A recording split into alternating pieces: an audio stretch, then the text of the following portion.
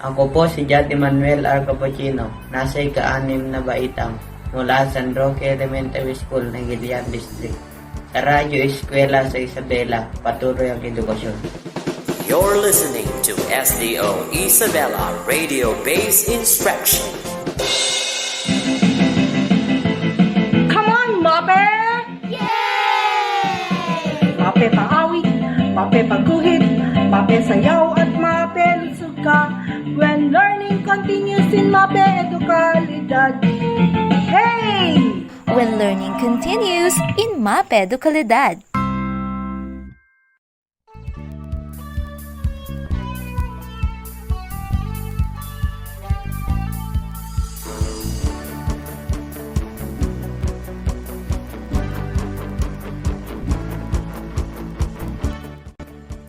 Great day, dear students!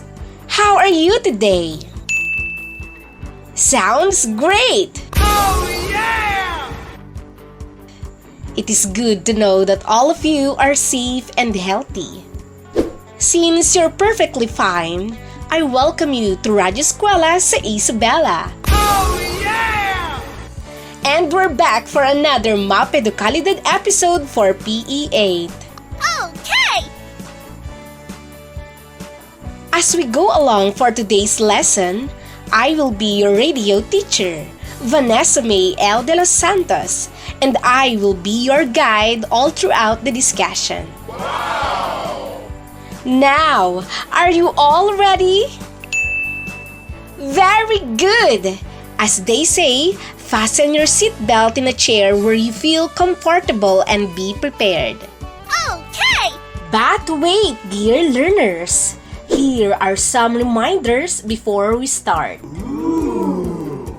Don't forget to bring out your modules, pen and paper, so you can write important details about our topic. As you pay attention, do focus and avoid distractions. Is that clear, class? Okay! At this point, let's have a recapitulation of our topic last session. You were able to learn the meaning of physical activity, which means any form of bodily movement that uses up energy. Wow!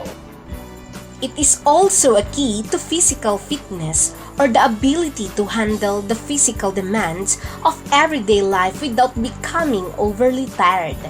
Did you remember that, class? Very good! You had undertaken different physical activities and physical fitness assessments, right? Yes! Very good!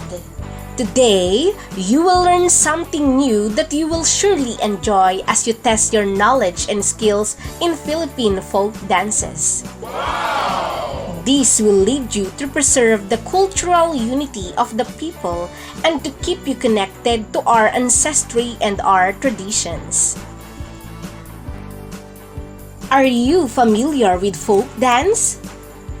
Have you ever tried to dance this during your elementary days? Nice! Folk dancing has all the benefits of dancing, fitness and coordination, plus maintaining traditions and encouraging community engagement. It will help you and your family develop a lifelong habit of physical fitness and wellness through dancing. It is actually a bridge between a physical regime and the way of life. And with that, let's dig deeper with our topic for today. Philippine folk dances speak so much about the heartbeat of our people, for they talk about our customs, ideas, beliefs, superstitions, and events of daily living in a certain community through gongs, kulintangs, and the incorporation of pentatonic scale to our musical compositions are just concrete proofs of acculturation in the country. Wow! Are you still with me, class? Can you follow? Very good! Just by looking at the costumes, props, and implements of a certain group or tribe, will tell you of the origin of the dance. The kind of music being used readily also talk about the influences brought about by the trade and settlement of our neighboring countries such as China, Malaysia, Indonesia, Burma, Cambodia, Thailand, and Japan, to name a few. Let us go further with our topic today. The following are the historical backgrounds and context of some regional dances. These will help you understand its significance and cultural value, including the beauty and complexity of the people's lives living in those places. Can you follow? Oh yeah! Take note of them, class. The Suwa-Kusuwa dance, which means my pomelo tree, is from the Tausug of Sulu, southern Philippines. At harvest time, pomelo fruits are gathered in big baskets before they are sent away. The Tausugs depend strongly on the income the pomelo brings them, and this relationship is romanticized by comparing the Suwa's gentle leaves, slender branches, attractive fruits, and fragrant flowers to the virtues of a lady. Put to music, it is the song that is by couple while flapping two white fans, each resembling leaves in the wind in the Suwa-Kusuwa dance. The performers, men and women, come to the festivities with the face thickly covered with finely ground rice powder, and their eyebrows and sideburns enhanced with soot all for beauty's sake. Can you follow, class? Very good! The dance steps were influenced by China, Malaysia, and Indonesia. It is classified as courtship dance. The pangalay, also known as daling-daling or mengalay, in Sabah, is the traditional fingernail dance of the Tausug people of the Sulu archipelago and Sabah. The dance is the most distinctively Asian of all the southern Philippine dances because dancers must have dexterity and flexibility of the shoulders, elbows, and the wrist movements that strongly resemble those of Kontao Silat, a martial art common in the Malay archipelago. It is performed mainly during weddings or other festive events. The male equivalent of the pangalay is the pangasik and features more martial movements, while a pangalay hat features both male and female dancer is called pangiluk. This fingernail social dance is influenced by the countries Thailand, Malaysia, Burma, and Cambodia. Another dance which is originated in Panay and Leyte is the Tiklas Dance. Do you have any idea of its meaning, class? Very good! This dance refers to a group of peasants. For centuries, Tiklas has been a very important factor in the social life of the peasants in Leyte. They agree to work for each other one day each week to clear the forest, prepare the soil for planting, or do odd job in the farm, including the building of the house. At noontime, the people gather to eat their lunch together and to rest. During this period, Tiklas music is played with a flute accompanied by a guitar and the gumbal or the tambora, kind of drum. The music is also played to gather the peasants before they start to work. Did you get it, class? Very good! The dance is actually influenced by China, Burma, and Cambodia. It is also classified as a recreational dance. Can you still follow, class? All right! Let us proceed to the next one. The Sakuting Dance. Is it familiar to you, class?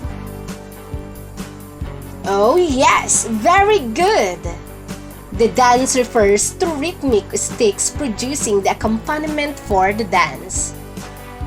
This is a dance of the ethnic people living in the western side of Cordilleras, way back before the coming of the Americans to our country. During the Christmas, young boys and girls accompanied by their elders would go to the lowlands, especially in Abra and Ilocos Norte, to dance in front of the houses and ask for gift. These young children hold sticks, one on each hand, and strike them together to make their dance livelier. The homes would give them money, homemade delicacies, and other things. The dance is Ilocos influenced by China. It is also known to be a recreational and social dance. Are you still with me? The last one is the Binislakan Dance, which means with the use of sticks. The social dance is originated in Pangasinan with the influence of China. It was said that Pangasinan means having to look backward and upward. It was derived from Li King Tun, a Chinese word given to the name Lingayan, the capital of Pangasinan, by the Chinese settlers of this place a long time ago. The Barrio folks who live at Almazin, a small place between Barrio Pangasinan, Pulong, and Manibok, dance this to commemorate the stay of Limahong, a Chinese pirate who built his kingdom here. This is really interesting, right, class? Did you understand the different Philippine folk dance with Asian influence? Now that we are done discussing these dances, I am pretty sure that you are ready to face the challenges folk dancing brings in terms of its origin, historical background, and others. You discovered that just like any other sports or a game, it is a good source of exercise that could help develop grace and poise. It can even help in maintaining good health as it highlights the health-related skill such as cardiovascular endurance, flexibility, and strength. Surely, this lesson has enriched your mind to explore the wonders of folk dancing. Probably, with this episode, you have a better perspective on the importance of folk dancing in relation to your family and community, and somehow you could use the knowledge you learned from this topic as you will perform a folk dance in your future performance, but also in maintaining a well and fit body and sustainable life. Did you understand our lesson for today? Do you have any questions? Very good! It is good to know that you have understood our lesson for today. I know that you took down notes a while ago. A big clap to all of you guys! Now, class, are you ready for the quiz? Remember, I have told you a while ago that we will have a short quiz for today. Please grab a clean whole sheet of paper and pen for our quiz. Pay attention as I will read the directions. Did you get it, class? Are you ready? Modified true or false. Write true if the statement is correct, but if it is false, change the underlined word or group of words to make the whole statement true. Let us start. Question number 1. Tiktos refers to a group of peasants who agree to work for each other to prepare the soil for planting or do any odd job on the farm. Again, Tiktos refers to a group of peasants who agree to work for each other to prepare the soil for planting or do any odd job on the farm. The underlined group of words is group of peasants. Question number 2. Binislakan is a social dance from Abra which was influenced by the Chinese. Again, Binislakan is a social dance from Abra which was influenced by the Chinese. The underlined word is Binislakan. Question number 3. Pangalay, which is better known as lemon tree dance, originated from Holo, Sulu. Again, Pangalay, which is better known as the lemon tree dance, originated from Holo, Sulu. The underlined word is Pangalay. Question number 4. The dance Suwa Kusuwa is also known as courtship dance. Again, the dance Suwa Kusuwa is also known as courtship dance. Question number 5. Pangalay is the traditional dance fingernails of the Tausug people of the Sulu archipelago. Again, Pangalay is the traditional dance fingernails of the Tausug people of the Sulu archipelago.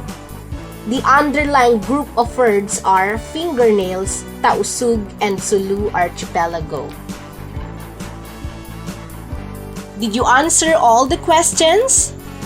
Now, let's see if you got all the correct answers. So here are the correct answers. Please check honestly. For question number 1, true. Number 2, false. Change the underlined word to sakutin. Number 3, false. Change the underlined word to suwa kusuwa. Number 4, true. And number 5, true. Did you get all the answers right? You are all awesome! Now give yourselves a fireworks clap.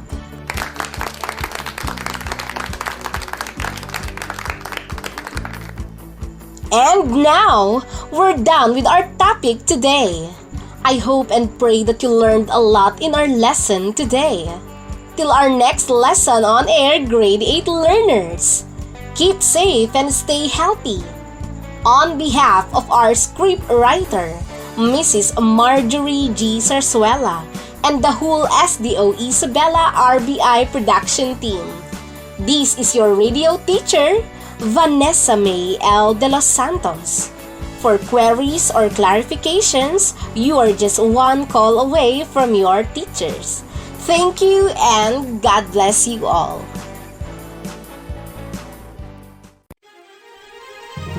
Patuloy ang edukasyon para sa ating henerasyon. Sa daan ng pagkatuto ay walang may iwan. Kaya halina sa Radyo Eskwela.